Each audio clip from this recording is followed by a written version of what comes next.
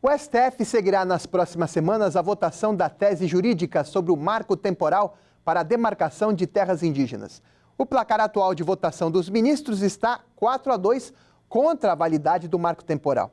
A jornalista Amanda Queiroz conversou com o representante do Conselho Indigenista Missionário sobre os impactos dessa medida aos povos indígenas.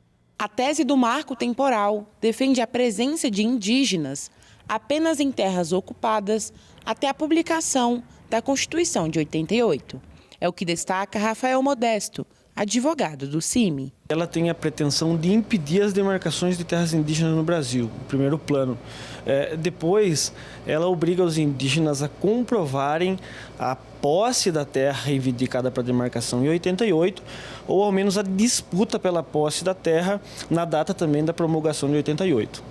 Caso o marco temporal seja aprovado, o Conselho Indigenista Missionário avalia que a tese provocará o esquecimento do histórico de violência contra os povos originários, a perda de terras e a anulação de terras já demarcadas. O esquecimento, o apagamento cultural, o esquecimento da história é o principal impacto, tanto que se você for ver o voto dos ministros que votaram a favor da tese do marco temporal, eles anistiam todos os crimes ocorridos até então, anistiam o esbulho e esquecem do que passaram os povos indígenas no Brasil.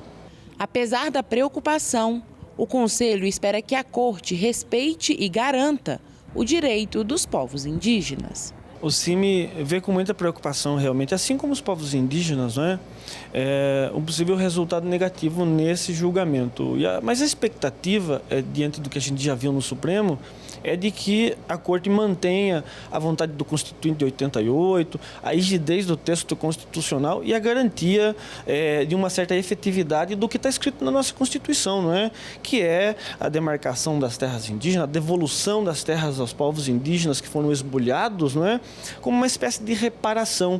Ao mesmo tempo, garantir a efetividade, como a gente já disse, do texto constitucional e fazer justiça aos povos indígenas. Amanda Queiroz para a Rede Vida de Televisão.